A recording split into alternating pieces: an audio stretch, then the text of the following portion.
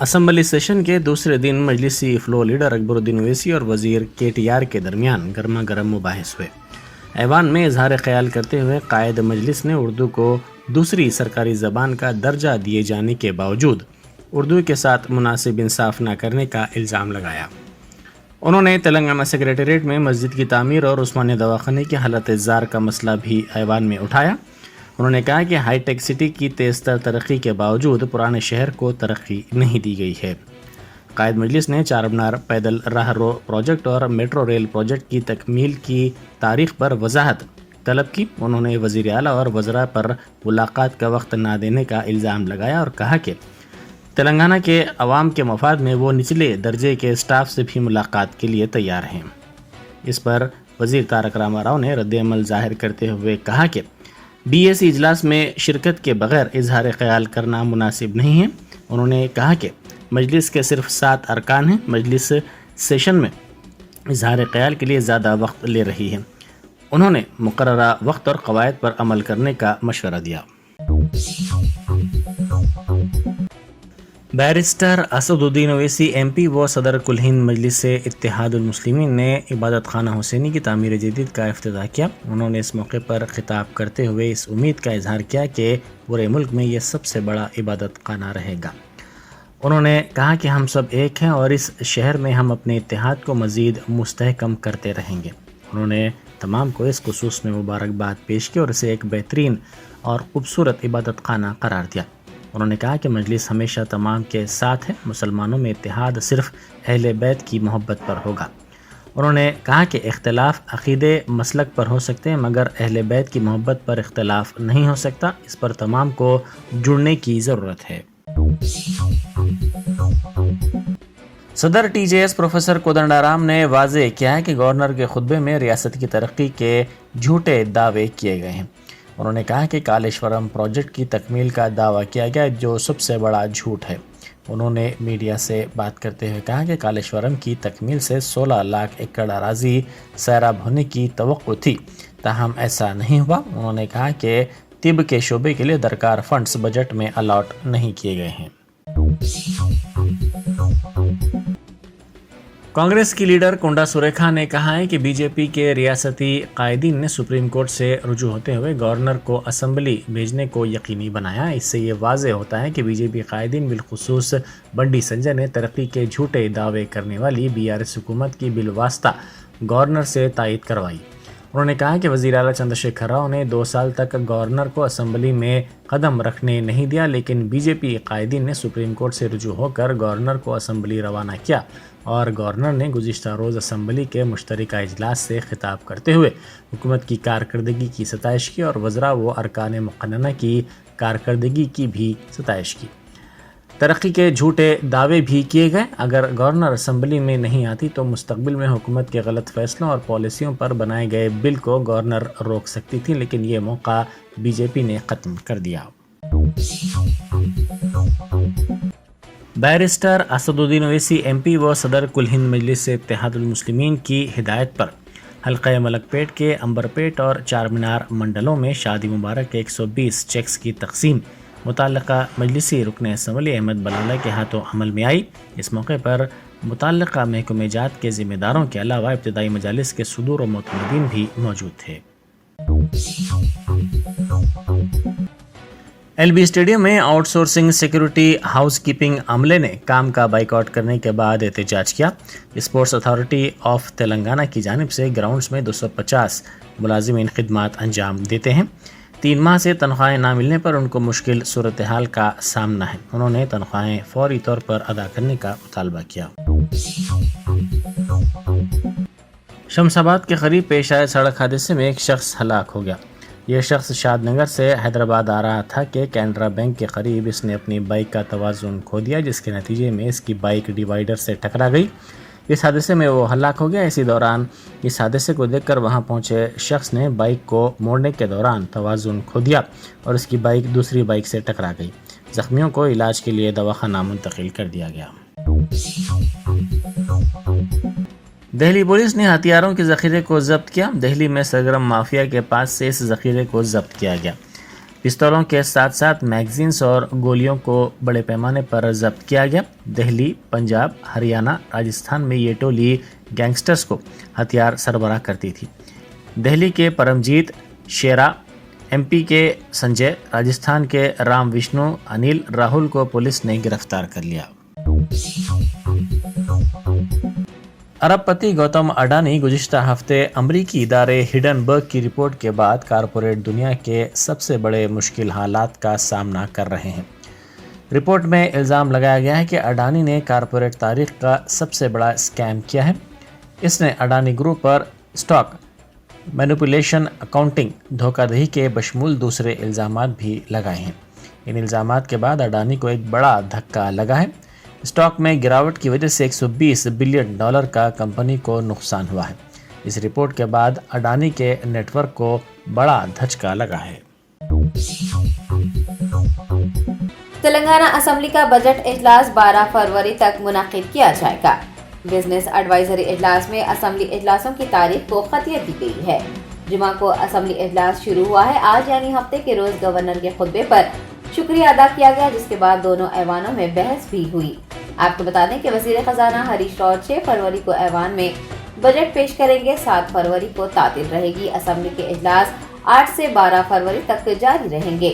Budget پر بحث 8 فروری کو کی جائے گی، جبکہ 9، 10 اور 11 فروری کو قانون ساز اسمبلی میں محکمہ وار تنخواہوں پر مباحثے ہوں گے۔ 12 فروری کو دونوں ایوانوں میں مانیٹری ایکسچینج بل پر بحث کے بعد غیر معینہ مدت کے لیے اجلاس ملتوی کیے جانے کا امکان ہے۔ وزیر ریلوے اشونی ویشنو نے وزیر آئی ٹی KTR کو مشورہ دیا ہے کہ وہ تلنگانہ کو دیے گئے فنڈز کے اعداد و شمار جاننے کے بعد ہی تبصرہ کرے۔ اشونی ویشنو نے کہا کہ مرکز تلنگانہ میں ریلوے لائنوں کی ترقی کے لیے خطیر رقم مختص کر رہا ہے۔ مشترکہ آندھرا پردیش میں 886 کروڑ روپے مختص کیے جاتے تھے۔ تلنگانہ کی تشکیل کے بعد 4418 کروڑ روپے دیے گئے ہیں۔ مرکزی وزیر نے بتایا کہ ریاست میں ویگن مینوفیکچر کے لیے 521 کروڑ روپے مختص کیے گئے ہیں۔ اس کے لیے 160 ایکڑ زمین درکار ہے، لیکن حکومت نے صرف 150 ایکڑ اراضی فراہم کی ہے۔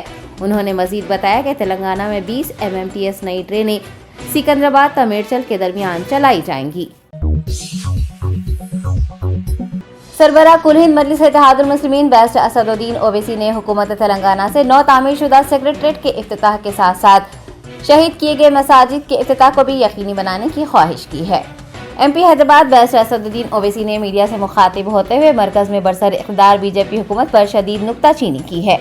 انہوں نے آسام میں BJP کی زیر قیادت والی حکومت کو بھی نشانہ تنقید بنایا اور آسام حکومت کے رویے کو مسلمانوں کے خلاف بتایا۔ تلنگانہ سیکریٹریٹ کے افتتاح کے موقع پر اسد الدین اویسی نے حکومت تلنگانہ کو مبارکباد پیش کی اور وزیر اعلیٰ KCR سے منہدم کیے گئے مساجد کی تعمیر کو مکمل کرتے ہوئے مسجد کے افتتاح کرنے کی خواہش کی۔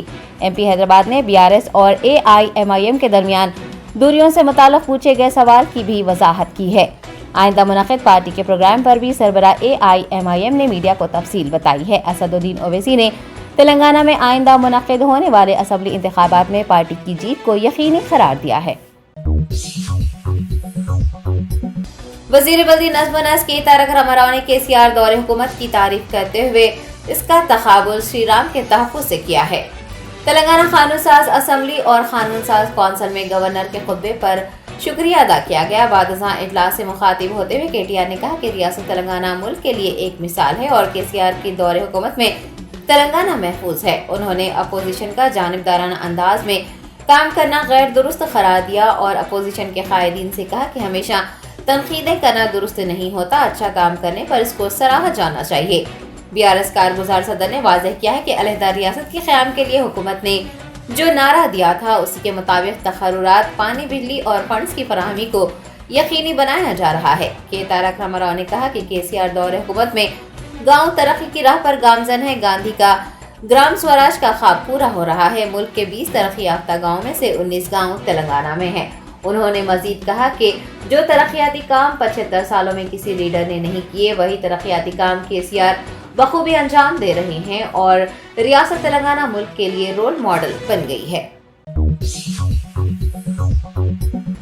ریاستی اسمبلی کے بجٹ اجلاس کے دوسرے روز کل ہند مجلس اتحاد المسلمین MLA اکبر الدین اویسی اور وزیر انفارمیشن ٹیکنالوجی KTR کے درمیان لفظی تکرار ہوئی ہے۔ ایوان سے مخاطب ہوتے ہوئے قائد مقننہ اکبر الدین اویسی نے عثمانیہ اسپتال کی تعمیر، پرانے شہر میں ترقیاتی کاموں کا فقدان، زیر التوا چار مینار پیدل راہرو پروجیکٹ کا مسئلہ اٹھایا اور ان کاموں میں تاخیر پر وزیر بلدی نظم و نسق پر ناراضگی کا اظہار بھی کیا۔ انہوں نے اسمبلی کے اجلاس کم دنوں کے لیے طلب کرنے کا الزام لگایا اور کہا کہ تاریخ میں پہلی مرتبہ اتنے کم دنوں کے لیے بجٹ اجلاس منعقد کیا جا رہا ہے۔ دوسری جانب KTR نے اکبر الدین اویسی کے تبصروں اور ان کی جانب سے اٹھائے گئے مسائل پر شدید رد عمل کا اظہار کیا۔ انہوں نے BAC کے اجلاس میں شرکت نہ کرنے پر اکبر اویسی پر شدید تنقیدیں کی ہیں۔ ایوان میں لفظی تکرار بڑھتی دیکھ وزیر ویمولا پرشانت ریڈی نے مداخلت کرتے ہوئے گورنر کی تقریر پر بحث کرنے کا دونوں کو مشورہ دیا۔ سابق نائب صدر جمہوریہ وینکیا نائیڈو نے کینسر سے محفوظ رہنے کے لیے اپنا طرز زندگی بدلنے اور جنک فوڈ کھانے سے گریز کرنے کا مشورہ دیا ہے۔ سابق نائب صدر ہائی ٹیک سٹی میں میڈیکور کینسر انسٹیٹیوٹ میں کینسر بیداری اور کینسر کے مریض عنوان سے منعقد کانفرنس کے مہمان خصوصی رہے۔ انہوں نے اس پروگرام سے مخاطب ہوتے ہوئے کہا کہ کینسر سے مرنے والے 10 ممالک کی فہرست میں ہندوستان بھی شامل ہے۔ وینکیا نائیڈو نے کینسر کے مریضوں کو اعتماد دینے پر زور دیا ہے اور کہا ہے کہ ملک میں کینسر کے علاج میں کافی ترقی ہو رہی ہے۔ انہوں نے کینسر سے بچاؤ کا مشورہ دیتے ہوئے کینسر کے علاج کے لیے نجی شعبے کی خدمات کو سراہا ہے۔ حکومت تلنگانہ نے نئے میڈیکل کالجوں میں 313 مخلوعہ جائیدادوں پر تقرری کے احکامات جاری کیے ہیں۔ طبی تعلیم کو ترجیح دیتے ہوئے ریاستی حکومت نے ایک اہم فیصلہ کرتے ہوئے ڈائریکٹریٹ آف میڈیکل ایجوکیشن کے تحت 9 تعمیر شدہ 9 میڈیکل کالجز میں مزید 313 نئی آسامیوں پر بھرتی کرنے کا حکم جاری کیا ہے۔ ذرائع نے بتایا کہ محکمہ خزانہ نے طبی اور غیر طبی شعبے جات میں اسسٹنٹ پروفیسرز کی آسامیوں کو پُر کرنے کی اجازت دینے کا حکم دیا ہے۔ یاد رہے کہ ضلع راجنا سرسلہ، کاماریڈی، وقار آباد، کھمم، کریم نگر، جے شنکر، بھوپال پلی، کومرام بھیم، آصف آباد، نرمل و دیگر میں نئے میڈیکل کالج قائم کیے جا رہے ہیں اور ان سے ملحق اسپتالوں میں بھی تقررات کیے جا رہے ہیں۔ شہر حیدرآباد میں ایک اور آتش زدی کا واقعہ پیش آیا ہے۔ رمندہ پور علاقے میں پلائی ووڈ کے گودام میں بڑے پیمانے پر آگ لگ گئی۔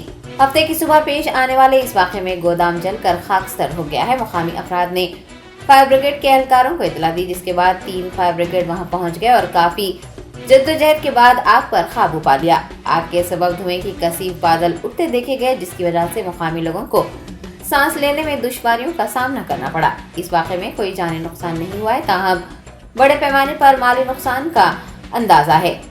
موقع پر پہنچی پولیس نے شبہ جتایا ہے کہ یہ حادثہ شارٹ سرکٹ کے باعث پیش آیا ہوگا۔ پولیس مقدمہ درج کرتے ہوئے مصروف تحقیقات ہے۔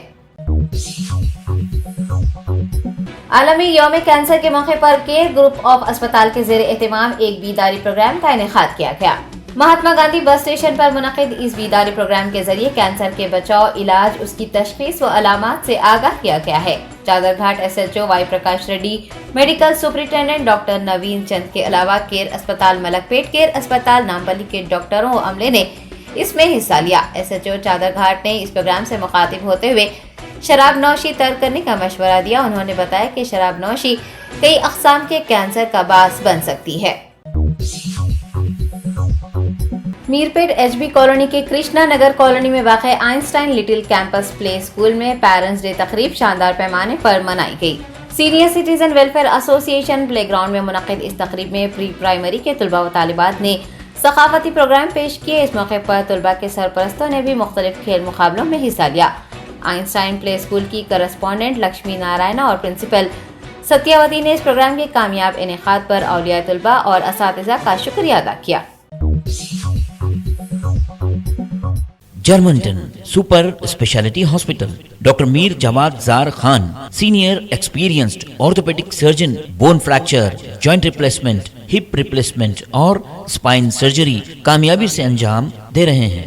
اس کے علاوہ neurosurgery, cardiology, gynaecology, dental, general medicine, dialysis और फिजियोथेरेपी जैसे शोबाजात में इंतहाई कामयाबी के साथ वाजबी फीस में इलाज किया जा रहा है। शेयरिंग और प्राइवेट रूम्स। अस्पताल में 24 घंटे MRI, CT scan, 2D digital x ray, ultrasound, operation theatre, ICU और लैब की सहूलत दस्तयाब है। आपकी उम्मीदों के ऐन मुताबिक Germanton super speciality hospital, pillar number 150, Attapur, Hyderabad.